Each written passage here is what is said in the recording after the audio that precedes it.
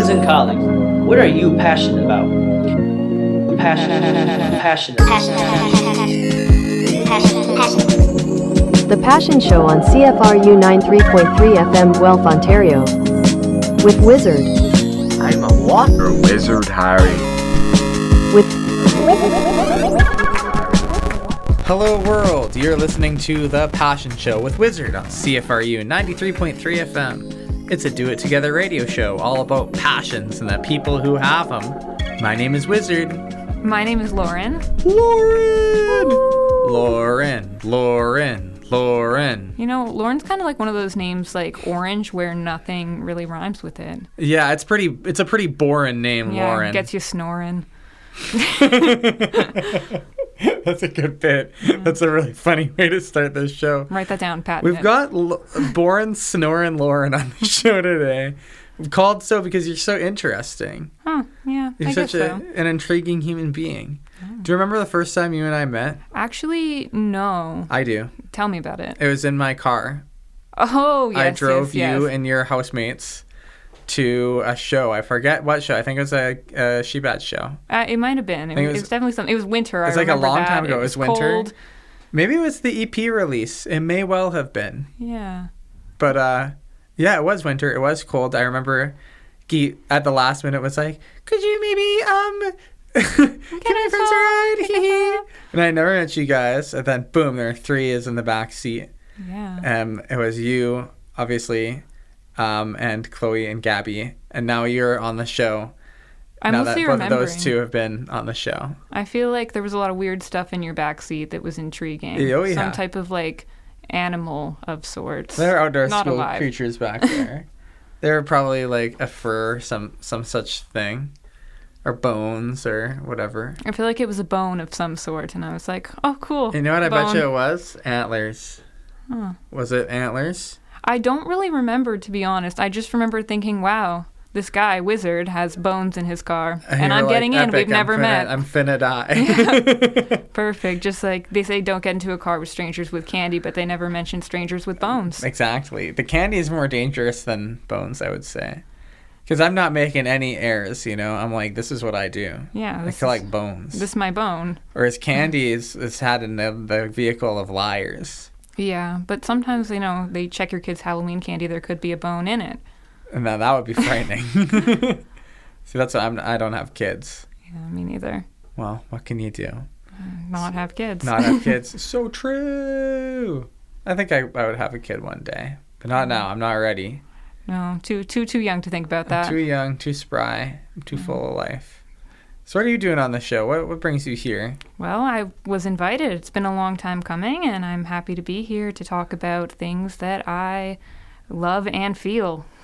All right. That's love, the things that you love and feel. Yeah. That's a great way to describe passion. Yeah, you feel them for sure. I'm looking down. I'm noticing that you have a whole sheet in front of you. Yeah, it's like point form notes, sort of going over a little bit about what I want to talk about, just making sure that we hit what I plan to. That's but I'm always very open to exciting. a tangent as well. That's good to know. That's very exciting to me. You know, you share a lot in common with your former roommate, Gabby. I do. We've definitely been over-prepared.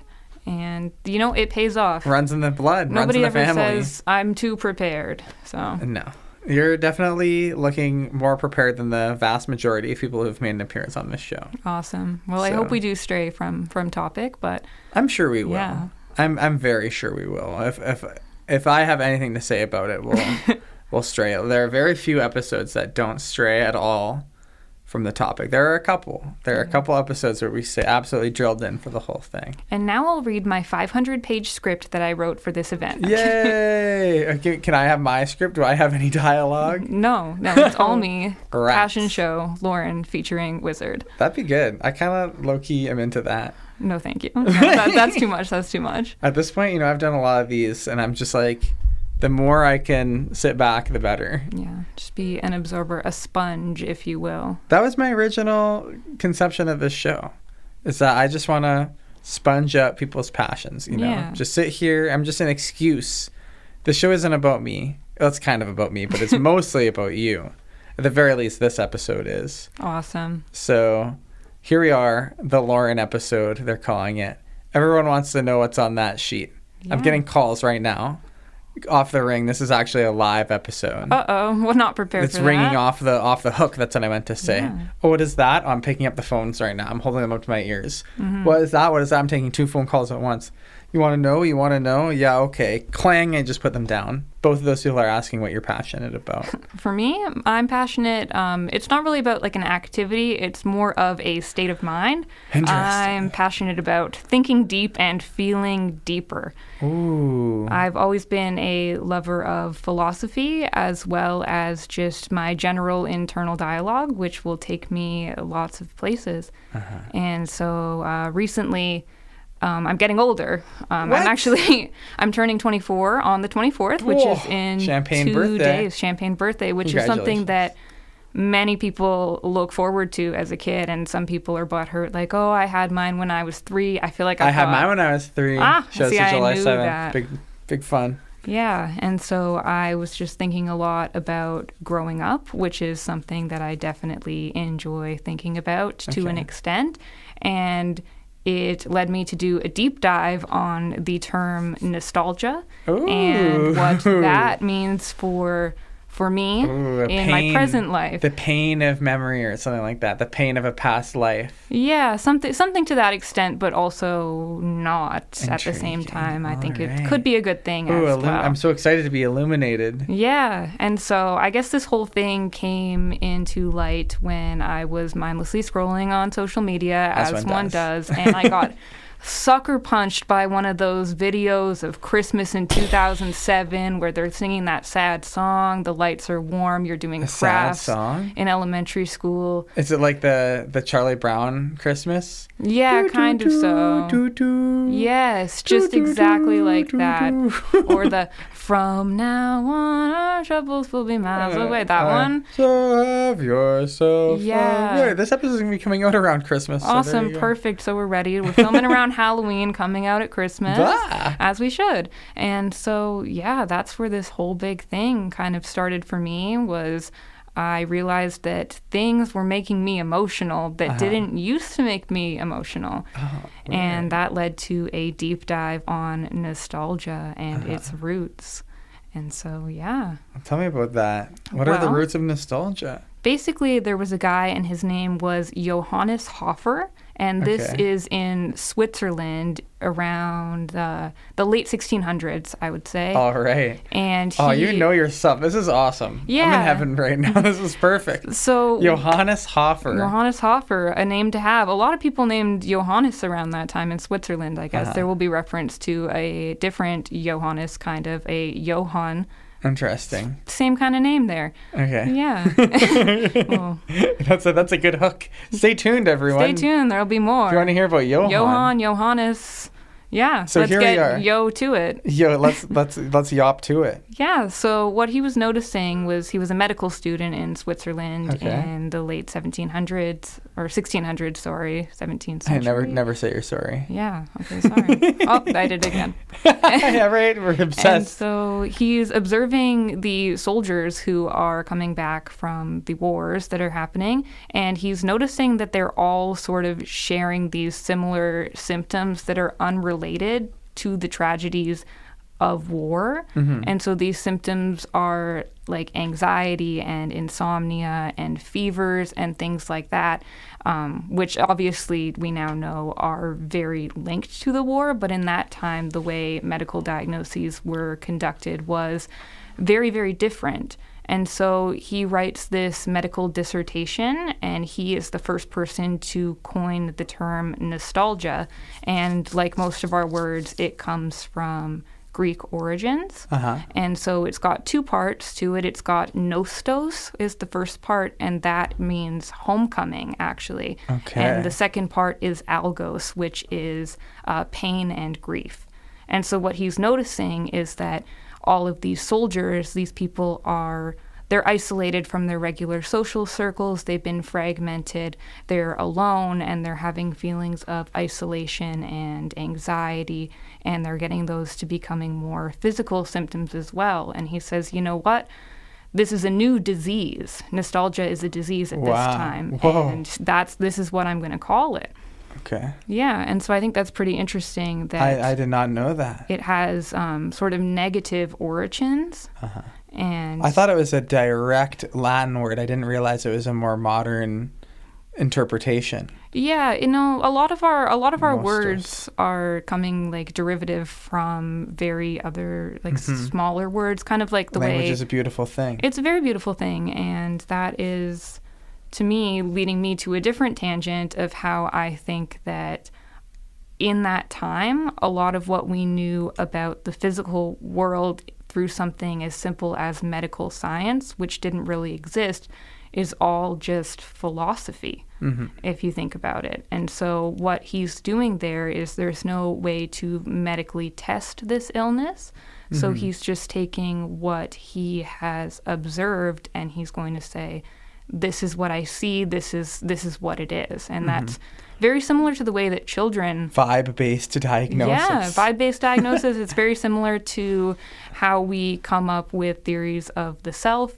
And even when you're a kid, you just learn from observation. Oh, yeah. Can I just say, I have observed that fascinating way that young kids sort of conceptualize the world. Yeah. Where it really seems like the truth that they'll land on for things is just whatever occurred to them first upon like observing the world. There's actually an effect for that where I don't remember what it's called. We'll have to look it up at some point, but it's saying that the right solution is always the most simple That'd one. be called. I actually know this one. Yeah. That's Occam's razor. Yes, that's the one there. And so it's kind of the same way that like babies would look and you play peekaboo with them and you put your hands in front of your face, and the solution that I've learned is, well, mom disappears, she doesn't exist anymore, because it's just learning through observation. And and what they know is that usually when you can't see something, it's gone. Yeah. So whereas mom's face, it's gone. She's gone. It's gone. Mom's gone. Can't see it. So because they have no object permanence. But then as you get older, you're able to develop more, I guess, in-depth ways of analyzing things. But a little more robust understanding of material reality. No, it's definitely interesting to think that the way that we knew about like illness in the past or the creation of the world was just based on I think, therefore I am, I guess. René Descartes. Yeah. And so even the first philosopher was Thales. He observed that, for him, there was this thing called the arche, and it is what, I guess, everything is made up. It comes back to this one thing. And for him, it was water. He saw that water is something that nourishes people, and we come to it, and we're surrounded by the sea, and it helps things grow. And so he said, yeah, everything is made of water. He's cooking. I think there's something to it. He's cooking, but he led us to discover atoms in a sense, because he was the first person that said, what is this? And fast forward a little bit in Milesian philosophy, you get, I believe it was Anaximenes. Okay, what is Milesian philosophy? It's just sort of the area that they were in at the time. Okay. And so they're the first philosophers. I guess the first people we ever considered to call philosophers, and this is around like 650 BCE. Okay. So, at like the original times of the Roman Empire. This is like pre-Socrates, pre-Aristotle. These are just like the ancient Greek philosophers. And so this guy, Anaximenes, said, no, it can't be water. That makes no sense. You know what everything's made of? Air. True. And really, we're all just living in The Last Airbender, I guess. But, he observed it. And that's how we learned about things. He said that, everything is made up of air. If you rarefy air, it becomes fire. If you condense air, the same way the water cycle works, it'll become water, and you further condense it and you get earth. Therefore, everything starts as air. Makes sense to me. Yeah, you know what? I follow that line. Who says this again? That's Anaximenes. Anaximenes. Yeah, good what spelling. Name. Don't ask me how to spell it. I won one spelling bee in the first grade. It's funny. I know exactly how to spell Anaximenes. That was my Webkinz username. Oh, and you know what? Fair enough. Yeah. And what was your Webkinz username? Oh, we talked about it in the car. Shout out Mom and Dad for giving me this one. It is actually sausage blanket. Sausage blanket. And that's because I was a very long child. Like just and I'm quite a long adult. Yeah, neck and legs. Neck and legs, like that's all I am. Yeah, you're like 5'9", 5'10". 5'9", wearing turtlenecks, buying my pants in size tall. It's a hard knock life. Size tall, that's the way to go. Yeah. It's a hard knock life for us, a couple of tall dogs. Yeah, no, for sure. But yeah, Webkins, Anaximines, that's a good connect. That's why I offer to carpool my guests, because I want to farm anecdotes from them to have something to talk about on the show. Well, but I don't you need to do that know. for you because you're bringing so much. Yeah, but if anybody wants to add me on Webkins, just shoot me a quick DM. I don't know if any of you still play.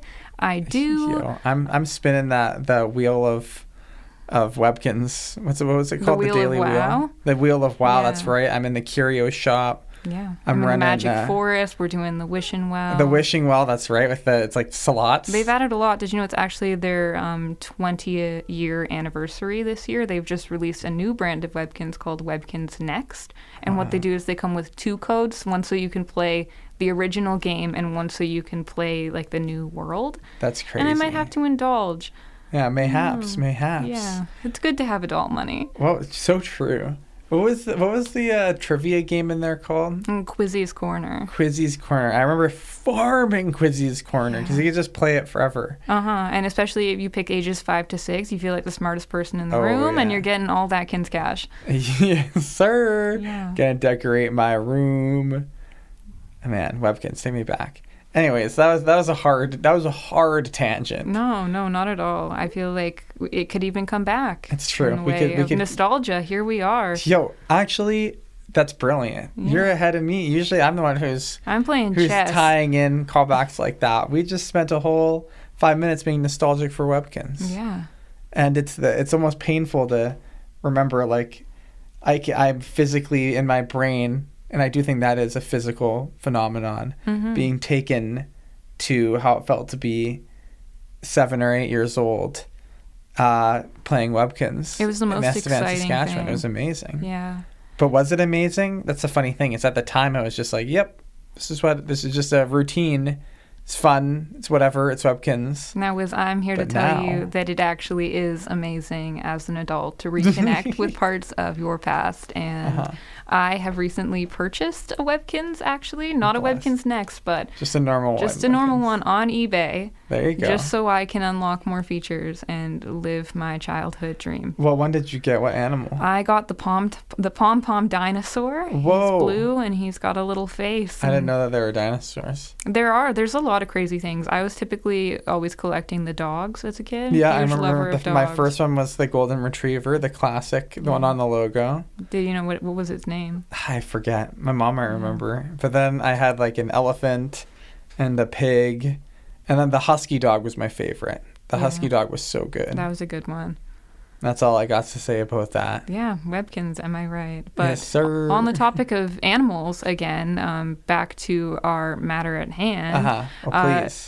Back to Johannes Hofer, our pals. He said, you know what causes these feelings of nostalgia that these soldiers are facing can't be the ongoing war. You know what it must be? What? Vibrations in animals. They're vibrating inside your middle brain, and they're causing impressions in your brain of your homeland, which is kind of a crazy way to look at it. But he said that there were all these spirits of animals because everything was very based spiritually around the time, and we couldn't really observe everything was anything. Based spiritually. Do you know what I You're mean? so right. In the 1600s, but yeah, absolutely. Yeah, like they're believing that there are these animal spirits that are, I guess, in a way vibrating and calling them home. And so those are leaving impressions in your brain. I mean, other people had crazy other different theories. Yeah. It's very interesting how they're trying to like awkwardly sort of clunk together like animal spirits, but then they're also talking about like specific regions of the brain. Yeah, there are. There's Now, I'm no scientist myself, but there are a lot of different brain regions that are associated with nostalgia, and that has been studied. Mostly, though, what they look at is not the specific parts because a lot of them are interconnected, but they look at, I guess, 4 functions of that. And the first one would be like self-reflection processing, which is, I guess, how we form our identity in our memories. And then you have something called your autobiographical memory, which is, I guess, how you specifically remember and time travel back into those memories with yourself. Then you have emotional regulation, which I think correlates a lot to the strength of the emotion in the memory predicts how heavy the nostalgia is felt. And then you also have a lot of focus on the reward processing parts of your brain. So that would be like a stimulus, like a picture or a smell or an image or even a memory will trigger this sort of satisfying positive stimulus in your brain, which is similar rush. to the reward process that you feel. So I see a picture. I see an Instagram reel that looks like a grainy VHS home video of kids opening gifts in 2006. Yeah. And I receive rewards in the same way I do when I, like, I don't know, beat a game of solitaire or whatever. Yeah, but then you also have, I guess, sort of this intense longing to go back to this past that doesn't necessarily exist anymore, which is terrifying to think about in its own way. You cannot go back. Yeah. Now, I'm Wizard, always saying this. always. Yet, I guess. I don't know. But Wizard, tell me about your childhood. What was it like? What made you happy? How were your friends like? Would you go back? And if you could go back for just one day as a kid, what would you do? What a phenomenal prompt. I know. You're turning the table on me right now. You're asking me about myself. Well, I grew up in Estevan, Saskatchewan, which is a town of, I believe, population 10,000 in the very southern part of Saskatchewan, a half an hour away from the border, which, believe it or not, is actually further north than, like, Thunder Bay. Wow. Isn't that interesting? Yeah, geography's crazy. The majority of Canada is, like, north of, like, 95% of the population of Ontario. Anyway, so that's where I grew up. There I am, Estevan, Saskatchewan. I lived there until I was, I believe, 9 or 10 years old. I moved to a place called Swift Current when I was in grade 5 and grade 6. And then in the middle of grade 6, we moved to Ontario. And I consider that the end of my childhood. How old were you at the end of your childhood? 12. Okay. Which is funny because I was still a child. But I would say those years, I sort of connect with teenagehood. Having to make that huge transition sort of bump me, like it makes it so that my mind compartmentalizes that as one block. Whereas Estevan was fully childhood zone. Okay. So yeah, I think I had a good childhood. I think I was a happy kid. I have fond memories. Maybe my positive outlook in life has adjusted my memory so that maybe I'm a glass half full guy for whatever that means. I don't know. What I'm getting at is that I tend to remember my childhood well, even if it was just like any childhood, a combination of happy and sad. Yeah, no, I think most would definitely agree with that. I had very similar experience, but I had a great childhood, but I definitely struggled in the transition from childhood to teenage years, and I feel like that continues to shape who I am today. I loved to play Littlest Pet Shops in my basement. I loved to watch my older sister play computer games, classic little siblings sit on the side. But I lived for that stuff. Just like my sister. I had a park right across the street from my house. My best friend lived on the other side of the park. We hung out every day, and everything was great. But then I hit these awkward years of my life, as everyone does, around the age of 12 to 13, where you start to grow up. Yeah. And it seemed everybody else was growing up much faster than I was. I wasn't ready to let go of this childhood. When you're a kid, and you play pretend, everybody wants to be a mom, they want to use a credit card, they want to drive, Yeah, they we want wanna to play do house. things that adults do, because you monkey see, monkey do. You know, you think you're going to get all of this freedom when you grow up. And I never felt that way. I always felt the opposite. Like, being a kid is the best thing ever. Why would I want to grow up? My friends were getting into makeup and boyfriends and, you know, And watching crystal meth. of course. Yeah, that was a big one where I'm from. Yeah, no, and they wanted That was an to, off-color joke. I don't know why I said that. I'm going with it. Yeah, no. But yeah, no, I feel they're getting their makeup, credit cards. Yeah, no, exactly. That's what you're into too, makeup and credit cards. That's true, actually. Yeah. Perfect. Love my credit card. And so all these people in my life were doing all of these things that I just couldn't really get behind. Like, all, you know, they wanted to sit on the couch, they wanted to watch older shows, and I was just happy to, you know, play in my basement with my dolls, and that's what I wanted to do, well past the age where it was deemed socially acceptable at the time. Which now looking back is stupid. I was probably like 14, but you know, it got to a point where I was hanging out with my friend's little sister because we had more in common, and I was just growing up much slower than everyone else, and it's just crazy to think about childhood in that way. Yeah, That's interesting. My connect here is that I had a very sort of cute high school experience. I think that's the And best by way I would cute? put it. I mean, I think that's kind of a silly word, but maybe accurate. Basically, my high school friends, who I'm still friends with to this day, we were totally uninterested in having a regular high school experience. We were all super duper comfortable with each other and like telling each other our deepest, darkest secrets and talking about everything with each other, and like philosophy and religion and politics, and then also just like our emotional, you know, difficult teenage feelings about like, you know, love and lust and confusion, and so we spent a lot of time just hanging out in the basement, drinking soda, playing video games, and talking about our feelings. Yeah. And having like fun, goofy experiences. And we didn't really like drink or party or have fun in that way.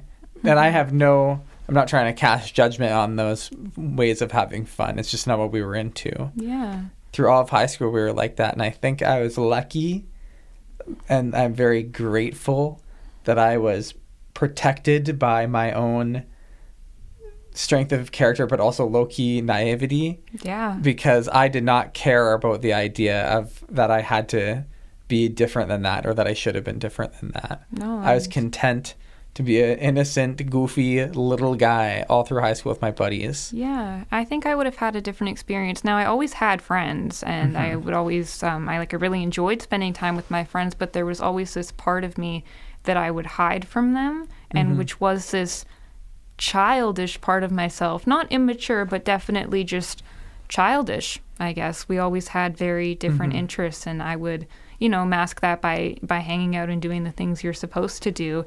But there were all of these parts of me that I would keep hidden. I would always continue to play pretend in my head, even like well into my teens, a running dialogue of this game in which I was a character in any sort of social setting. We would go away for a soccer tournament, and, you know, I went away as Lauren, and I played the games, and I hung out with my friends in the hotel rooms, but I was also playing a different character in my head the whole time.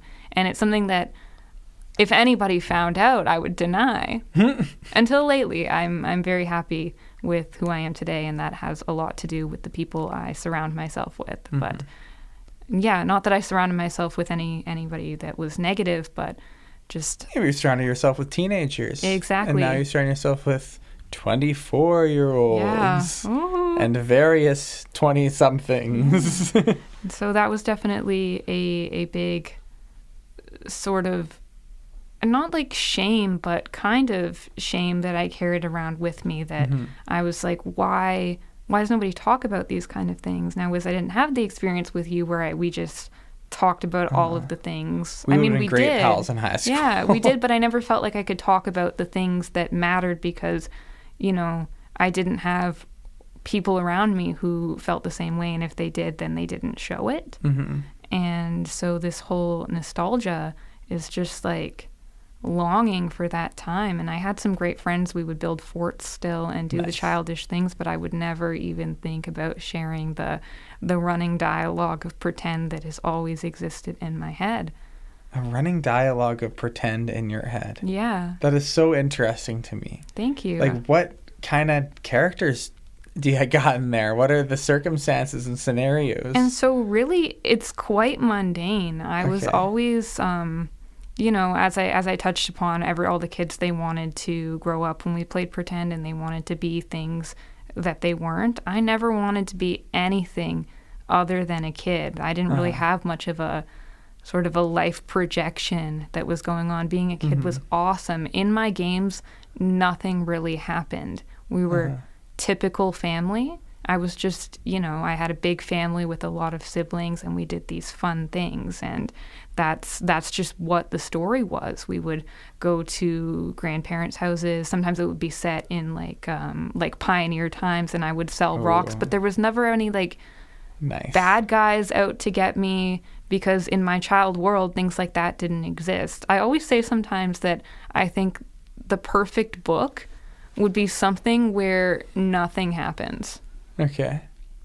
And I'm a big reader. Great. So it's interesting for me to say that. I'm on a little bit of a reading sabbatical right now, but, you know, at the beginning of the year, if you caught me, I was in a reading frenzy. I have read 41 books this year. Oh my we're gosh. at the end of October, but, you know, That's a lot 40 of of them books. were before September. I've taken a break in the last month or so to focus on school because I'm back in that. You're back in school? Yeah. Here at the University of Guelph? Actually, no. I graduated from the University of Guelph right. in 2023, and I've been working ever since. I've got a great job, I've got a great job, and yeah, and I just wanted a little bit more knowledge in my tool belt, and so I am doing an online college diploma through Northern College because it's the only one that I could find that, not that it's not a great school, but it was the only one I could find where I could do it fully online asynchronously while continuing to hold my position at work. That's super cool. Yeah, thank you. So you're upgrading are you okay to talk about what you do? Yeah, for sure. You're a law I person. am a legal assistant at a local law firm. I work under the supervision of the kindest lawyer, I think, in the world. And I've got great coworkers. And yeah, it's a great time. I specialize in wills and estates. Ooh. I really enjoy forming the relationships with my clients who are among the older demographic, but it's really interesting. You're just like a young Saul Goodman. Youthful and exuberant, as they say. Yeah. That's so cool. That's such a good. I love that you're working with the seniors, getting their their estates in order. And it's something I genuinely enjoy too. I didn't think it would be something when I was in my undergrad in criminal justice at the University of Guelph. The thing about me is that I kind of just picked my undergrad on a whim. I picked the school and then I said, you know, what program should I do? And I hadn't taken a single law course in high school. And I said, you know what? I'm going to go for law. Why not? Because the school was more of a feeling. Like I said, again, as a kid, I didn't put much thought into, you know, anything past being a teenager. And not because, well, probably a little bit because of fear, but just because, you know, that's just where my mindset was. And so I picked the school. I love that you've been feeling your way through life like this, like being called to a school because it feels like a good place. It felt homey. And then figuring out, like, okay, what is my path through this, to this destination and through it. Yeah, and I enjoyed my time. I you know, like anybody, galloped my way through university years and pulled off a graduation. And then just got a job. Somehow somebody decided to take a chance on me. There you go. And that's good because otherwise I would be in Keswick and there's not a lot going on there. Where's Keswick? It's, you know where Newmarket is? Vaguely. It's about like 25 minutes more north of that. It's right Gotcha. on Cooks Bay, which is attached to Lake Simcoe. And okay, that's where Uppies. That's where I was born and raised, Uppies. Good old Lake Simcoe. Yeah. I've only been up there one time. For the, what was it? The Aurelia. Yeah, that's what's the festival? The music festival, Mariposa. Yeah. Mariposa Folk Festival. Sure. I've never been to the festival, but there is a bakery on the main street called the Mariposa Bakery, and if you ever have a chance to check it out, it is phenomenal. I hope I do because I want to go back to that festival. That was a phenomenal music festival. Highly recommend it. No, it definitely sounds great. Mariposa Bakery. Okay, good to know. Bakery, Keswick, Ontario. You and me, we the North. Yeah, there we are. Uppies, as they say. Uppies. Yeah. Huh. Well, yeah, I don't want to go back to Keswick. No, not that there's anything wrong. My parents are still there. My sister's still there. It's great to go back now, but it was kind of tough growing up. It's one of those small towns where there's nothing really to do. I feel that. Kincardine is similar. So, you're a teenager, you're in high school, you're not wanting to do the typical things that teenagers would do, but the only other option really is to sit in Tim Hortons or walk around Walmart.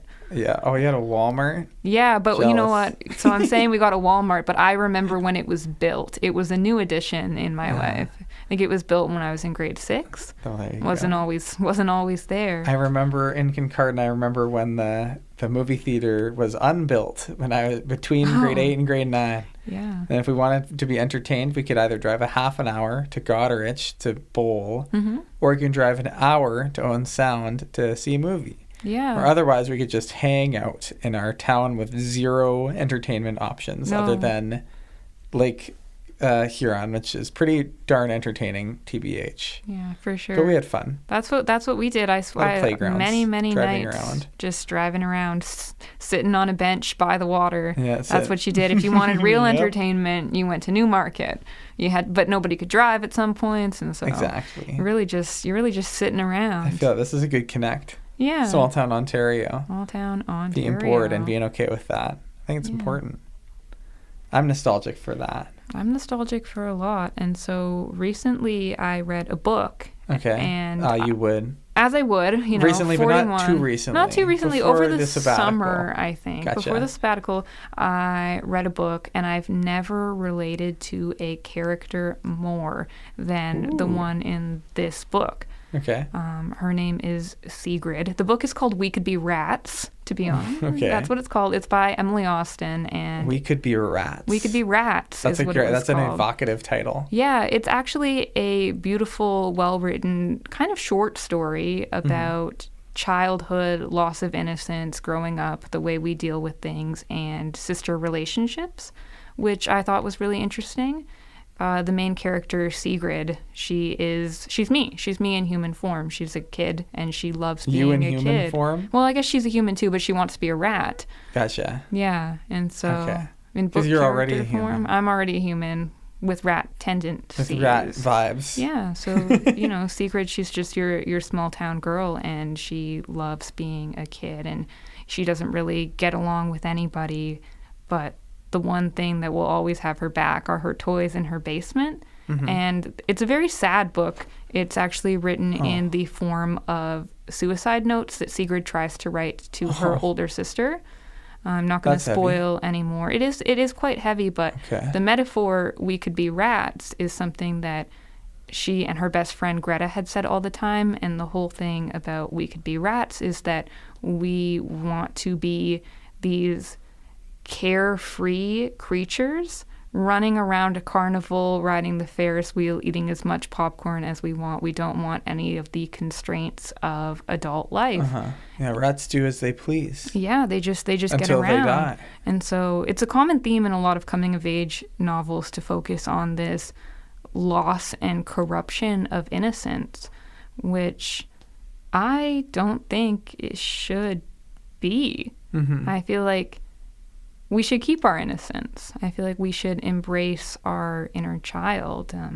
one of my other favorite books, The Little Prince. Oh, Le Petit Le Petit Prince. It really touches on the fact that, you know, all adults were once children. We just need to remember that that's true about us. I think childlike wonderment is very key. Yeah. I feel I'll that say it. I am happiest when I am engaging in various sorts of play, like walking around outside in a forest, talking to myself, skipping around, you know, building a snowman, like rolling around in the Yes. leaf. Yeah. Oh, I feel that deeply. That's like the whole reason I have such a good time at my job. Yeah. You Is get that to play all day. I get to play all day, and I get to do it as an example. I get to show kids, like, look at this. Here's a adult guy who's playing just like you should, and I climb trees. I always wonder I can't stop climbing trees. I'm Can't addicted stop, to it. Kids yeah. are like, get down from there, wizard. And I'm like, No. why? I am one with the tree. Make me. Because sometimes even kids can have this idea that the adults shouldn't play. That's No. kind of a lesson I try and unteach. Yeah, they're all thinking that grown-ups are supposed to be serious. And so in The Little Prince, you've got this little prince who runs into this whole big problem when he leaves his planet. He goes to various other ones, and he runs into, you know, what you would see as the typical adults. And so he runs into a king who just wants to be power hungry, and he wants to rule over people. He runs into a conceited man who just wants people to clap for him. Really, there's Wizard. Yeah. Yeah. Yay, thank Yay, you, Lauren. wizard. And he'll tip his hat at the recognition. And then there's a businessman whose only concern is matters of consequence, and he's just counting the stars. And there's a lamplighter who's mindlessly following directions of others. And, you know, it takes him meeting with a playful fox to realize his big epiphany that, you know, what is essential is invisible to the eye and can only be seen and felt with the heart. That is a quote from there, and I think I need to read this book. it's a great book. I read it for the first time, I think, in grade 7 in English. And then, well, not in English class, but in English, because in grade 9, the English language. in the English language, in grade 9, we actually read it in French. Because that's the original language, right? And it's been translated. Le Since then, Petit they've made a Prince. movie, but it's an awful movie. You That's a really need to bummer. read the book. You can borrow my copy. Yeah? I'll walk it over sometime. I think it's a lot of my friends' favorite book. Yeah. I know that it's one of past and future guests, Sasha Beam's favorite books. It's definitely one of my favorite, along with We Could Be Rats We Could Be currently. Rats, And, cool. you know, I've just been consuming all of the literature that I can. That's sweet. I love literature. I've also been on a reading sabbatical for just a couple of years. Oh, okay. Yeah. I need to sit down and go on my solo camping trip and re-engage my mind with literature. Did you have favorite books as a kid, or like series? As a kid, Yeah. that's an interesting prompt. Well, I was super into Percy Jackson when I was in grade 8, for sure. Which is interesting. Grade 8s are still super into Percy Jackson, which I love, but it's kind of Yeah. crazy Same that there with, isn't a like, new. Was the Maze Runner was a big one in grade Oh, 8, and yeah. Hunger Games. Those were big too. That was Those a were good. whole fantastic genre of like The, futuristic YA poverty. dystopia. I never read the Maze Runner, so I read the Hunger Games. The Hunger Games went hard. Those books hold up. What else did I like when I was a kid? I was reading all kinds of stuff. There was this book called Airman about a kid who's like, it's like a young prince. I recently found this book in my childhood room. Okay. It made me nostalgic. He's like this young prince, but he gets overthrown. There's like a conniving, what's it called? One of those like a Yeah, like one one of those. I know conniving those guys ones. Who knows the king? Like a jester? not a jester, more like a A squire. like a squire, like a informant, like a conniving informant, Yeah. or whatever. No, I get you. And he he somehow, I forget the details. It's very hazy. I read this book a long time ago, but I remember loving it. He manages to get this boy thrown in prison when he's like a child.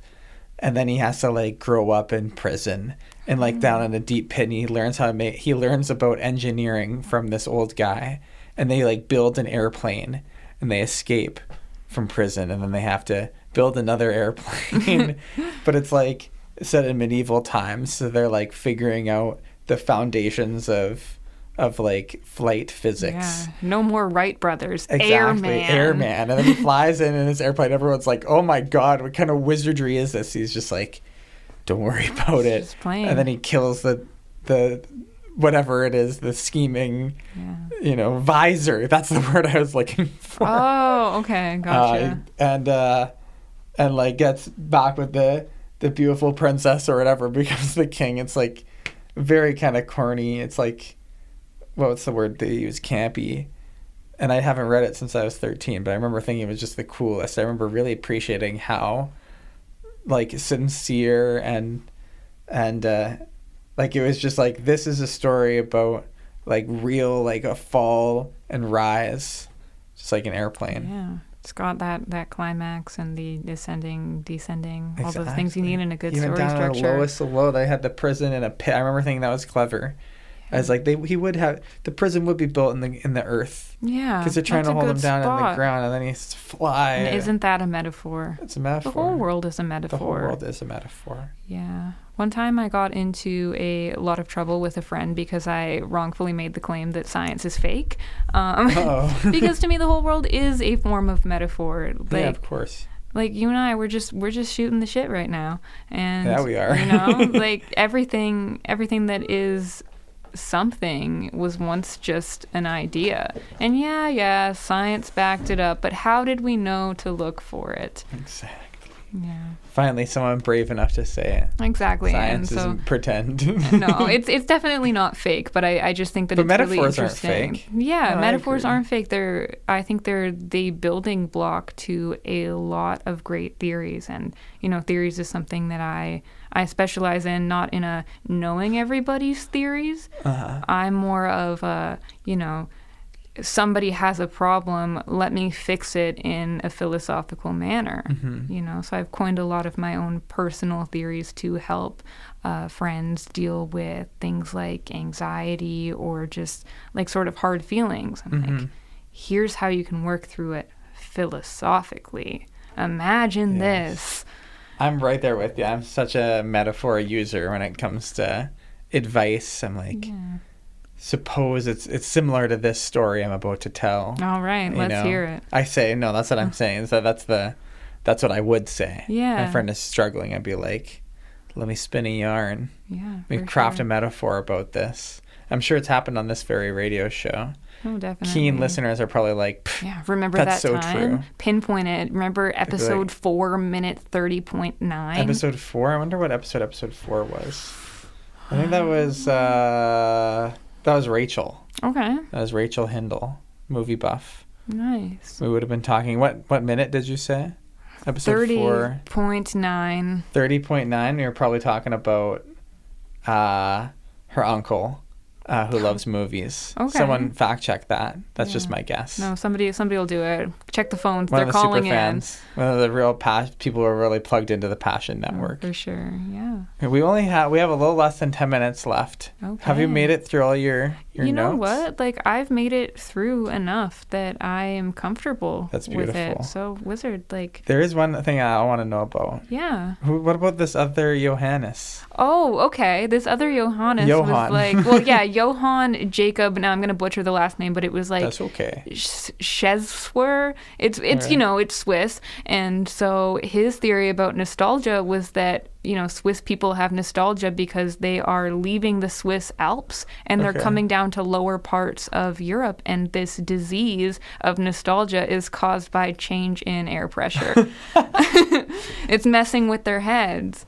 I can actually get behind that. But it makes sense. It did lead to a lot of important discoveries, thinking that it was rather psychosomatic rather than just all in your head. And that's saying that people actually did die from what they coined nostalgia at the time, and not because, it was killing them, but because these people were remembering these lives and they were getting so depressed they were either, taking their own life, or they were neglecting themselves to such an extent where they wouldn't eat and they wouldn't sleep, and that makes you more susceptible to illness. And these people were actually passing away. There was a really interesting story where there was a young girl and she was on her deathbed and she was malnourished, she wouldn't eat, and she had only a few days, and then she went home and suddenly she was better.